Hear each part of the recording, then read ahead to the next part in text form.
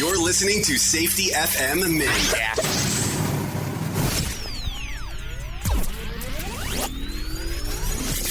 You are listening to a renowned safety expert, Dr. Jay Allen, on Safety FM. Changing safety cultures, one broadcast and one podcast at a time. Join the fun on social media and find us on Facebook at Safety FM.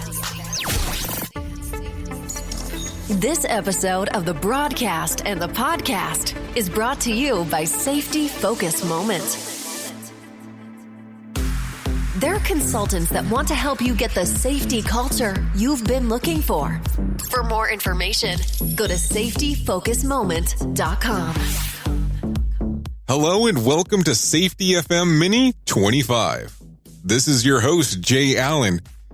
Today I wanted to talk about something that's probably common amongst the industry, but something that might apply to you directly, and that's micromanagement.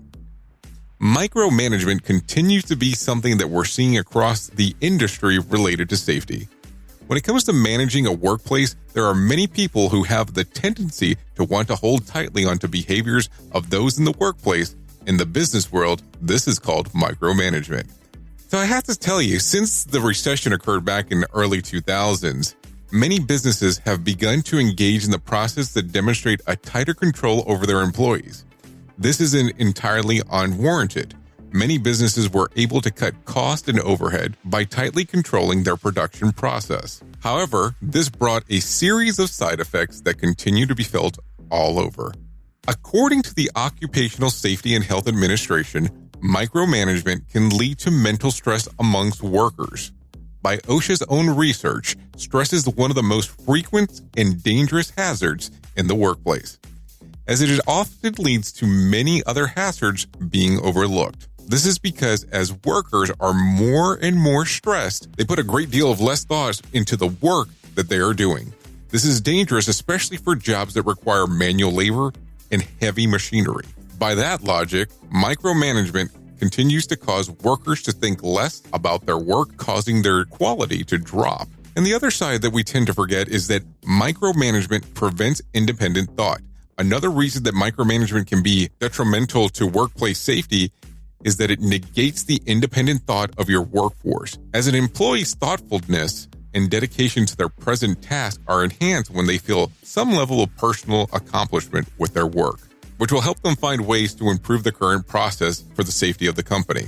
This is far more likely to happen when they feel a level of independence. Treating your workers like machines means that you won't get a full benefit of hiring the thought process of another human being, as they will be put less effort into their problem solving or independent work outside of the basic task. While micromanaging your process might bring up efficiencies for your current process, it also negates the ability for your workers to contribute to the growth and innovation of the company. So a lot of managers out there want to micromanage their employees. Maybe this is time to look at it and take a revisit of let your independent thinkers and those people who think outside of the box really run with some of those safety programs and change the aspect of your organization. I know sometimes it's very difficult for micromanagers to let go, but you're also really losing a lot of that philosophy and thought when you don't allow them to do so. That's your Safety FM Mini for this Friday. I have been your safety manager and host, Jay Allen, and until next time, be safe. The views and opinions expressed on this podcast are those of the host and its guest and do not necessarily reflect the official policy or position of the company. Examples of analysis discussed within this podcast are only examples. They should not be utilized in the real world as the only solution available, as they are based only on very limited and dated open source information. Assumptions made within this analysis are not reflective of the position of the company. No part of this podcast may be reproduced, stored in a retrieval system, or transmitted in any form or by any means, mechanical, electronic, recording, or otherwise, without prior written permission of the creator of the podcast, Jay Allen.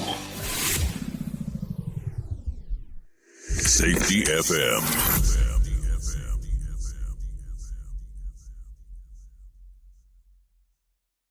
Wow, how things can change from one week to the next. Hey, hope everybody out there is staying healthy. I know everything is super crazy. We feel disoriented by the COVID-19 virus. It's more important than ever to stay connected and check in with your loved ones. That's why I'm so happy I've got T-Mobile. Listen, T-Mobile isn't just talking the talk. They're taking measures right now to make life easier for everyone by doing the right thing for their customers during this really critical time. For example, T-Mobile has ensured all current customers with data plans have access to unlimited smartphone data on their network for 2 months. We're all in this together. T-Mobile truly believes that. And while many T-Mobile stores are temporarily closed to help keep customers and employees healthy, they've still got you covered with any help you need. Just check out T-Mobile.com. You can see what stores are still open and how you can manage your account online. Stay safe out there. During congestion, customers using more than 50 gigs a month may notice reduced speeds prioritization, video typically at 480p, capable device required.